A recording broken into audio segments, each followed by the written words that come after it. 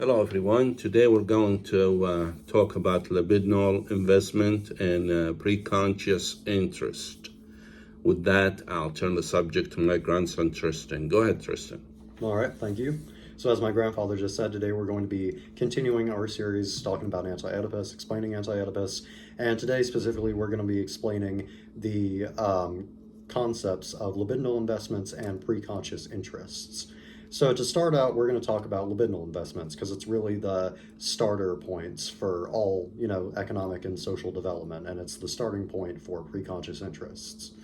So anyway, let's go back a little bit to some starting concepts. So basically you have desire and production, which is a part of the unconscious, and it's a part of real, noumenal, objective reality. And it's the kind of the empirical intuition if we're talking about Kantian terms.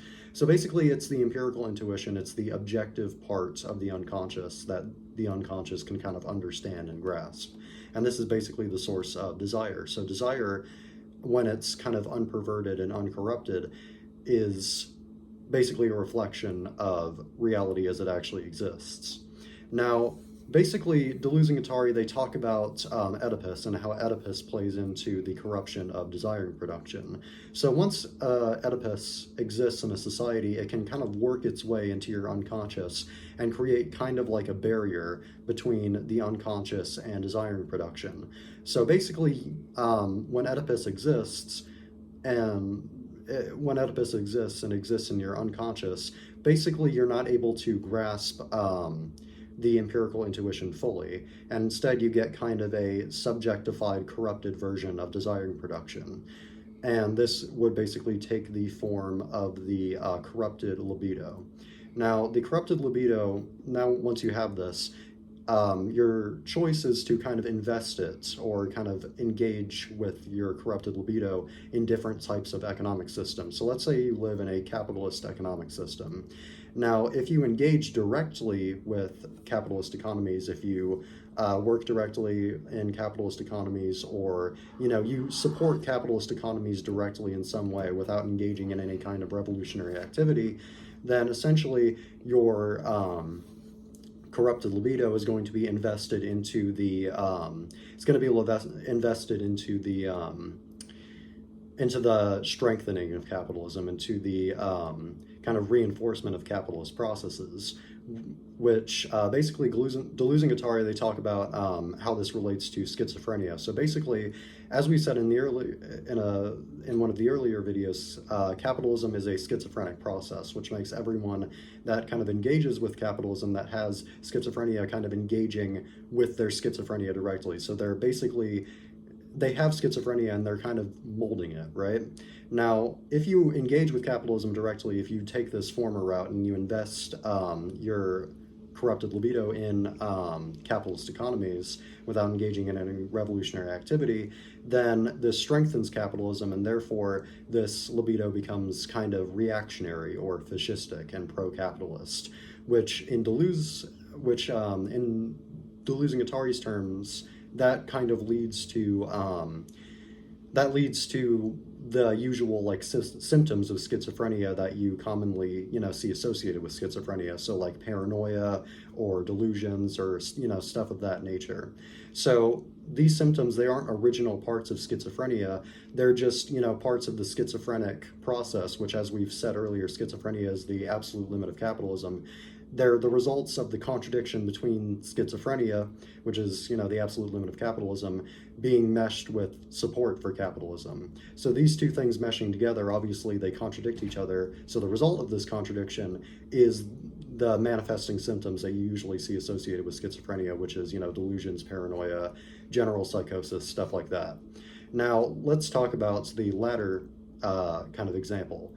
Now, in the latter example, you're schizophrenic, but you don't just work with and engage in capitalism, you engage with capitalism in a revolutionary, anti-capitalist manner. So essentially that could mean a lot of different things, like you advocate for revolutionary activity in some way, you organize strikes, tons of different stuff. But anyway, as long as you're a schizophrenic and you're engaging in revolutionary activity, you're not fully engaged with the capitalist system like the former schizophrenic example is.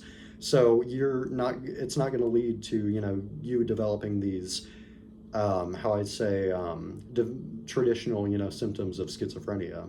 And instead, you are going to become a revolutionary schizophrenic. So basically, you're going to engage in the schizophrenic process, and it's going to be a revolutionary, anti-fascist, anti-capitalist kind of form of schizophrenia. So yeah, now onto preconscious investments.